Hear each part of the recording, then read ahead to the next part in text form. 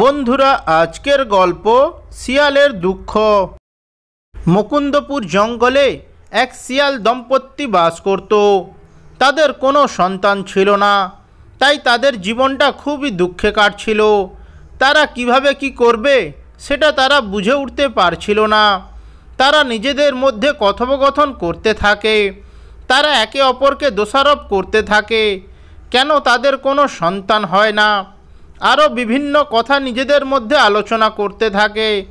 ওরা দুজনে কথা বলছিল, ঠিক সেই সময় টুনি তাদের ঘরে এসে হাজির হয় ও তাদের বলতে থাকে, আমি এখান দিয়ে উড়ে যাওয়ার সময় তোমাদের সমস্ত কথা শুনেছি। সত্যি তোমাদের জীবনটা খুবই কষ্টের। শিয়াল মামা, তুমি আমার কথা শোনো।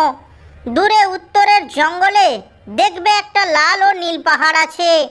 ওই পাহাড়ের নিচে একটি ফুল গাছ আছে। তুমি ওই গাছের পাতা এনে শিয়ালিনীকে খাইয়ে দাও, দেখবে শীঘ্রই তোমাদের সন্তান আসবে। এই বলে টুনি ওখান থেকে চলে গেল। এরপর শিয়ালিনীর কাছ থেকে পরামর্শ নেয় ও কিছুক্ষণের মধ্যেই শিয়াল ওই গাছের পাতা নেওয়ার জন্য ঘর থেকে বেরিয়ে পড়ে।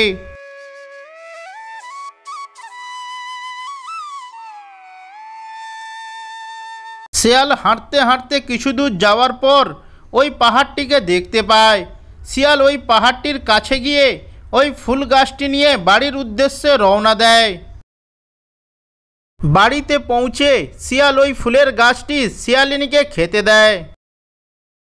এইভাবে দেখতে দেখতে বেশ কয়েক মাস কেটে গেল। অবশেষে তাদের ঘরে এক ছোট্ট ফুটফুটে ছানার জন্ম হয় এবং তাতে শিয়াল ও শিয়ালিনী খুবই খুশি হয়। কিছুদিন পর একদিন ছোট্ট শিয়াল ছানাটি তার বাবা মাকে জঙ্গলে ঘুরতে যাওয়ার কথা বলে সে জঙ্গলের উদ্দেশ্যে বেরিয়ে পড়ে। জঙ্গলের রাস্তা ধরে কিছুক্ষণ হাঁটার পর সে একটি গাছের ডালে একটি টুনি পাখিকে দেখতে পায় ও তারা দুজনে কথা বলতে থাকে।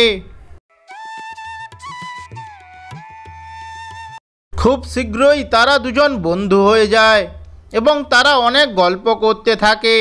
কিছুদিন পর ঘটে এক ভয়ঙ্কর ঘটনা।